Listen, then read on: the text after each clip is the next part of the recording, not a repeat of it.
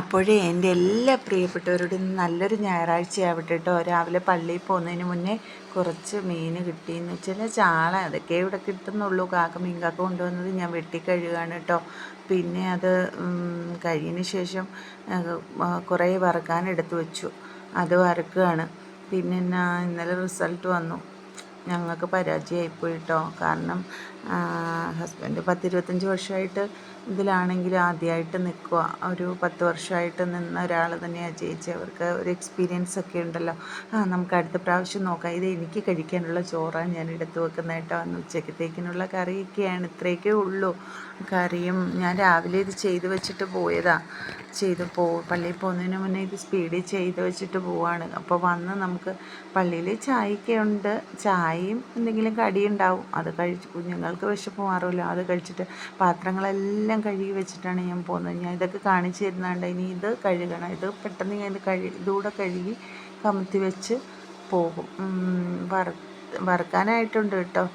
അത് വറുത്തെടുത്ത് ഇനിയിപ്പം മക്കൾക്ക് വേണം. എന്തായാലും മീനൊന്നും നമുക്ക് വറുത്ത് കഴിക്കുന്ന അത്ര നല്ല കാര്യമൊന്നുമില്ല. എന്നാലും നമ്മൾ പുറത്തുനിന്നൊന്നും ഫുഡ് കഴിക്കുന്നില്ലല്ലോ, അപ്പോൾ വലിയ പ്രശ്നമൊന്നുമില്ല. വറുത്തത് ഇല്ലെങ്കിൽ അവർക്ക് കുഞ്ഞുങ്ങൾക്ക് അങ്ങനെ ശീലമായിപ്പോയി.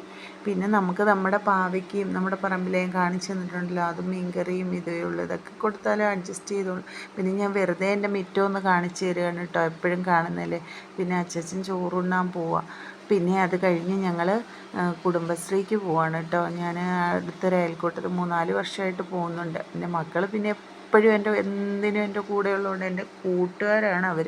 അടുക്കളയിലായാലും വീട്ടിലുള്ളപ്പോഴും പോകുമ്പോഴും വരുമ്പോഴും എല്ലാം എൻ്റെ കൂടെ 2 പേരും ഉണ്ടാവും.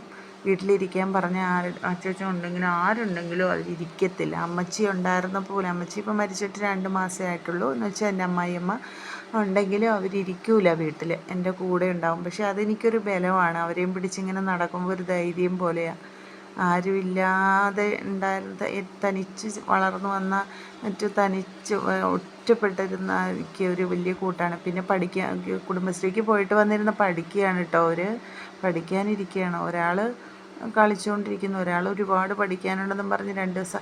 അപ്പോൾ എനിക്കൊരു ചേച്ചി വരുന്ന വഴിക്ക് ഇച്ചിരി ചക്ക തന്നു. നമുക്ക് പ്ലാവുണ്ടെങ്കിലും മഴയൊക്കെ ആവും, ആ നേരത്തിലേക്ക് കുറേ അങ്ങ് പോവും. അപ്പോൾ എല്ലാവർക്കും ഇഷ്ടപ്പെടുകയാണെങ്കിൽ ലൈക്ക് ചെയ്യണം, സബ്സ്ക്രൈബ് ചെയ്യണം, കമൻറ്റ് ചെയ്യണം കേട്ടോ. ഇന്നലെ എനിക്ക് വീഡിയോ ഇടാനേ പറ്റിയില്ല കേട്ടോ.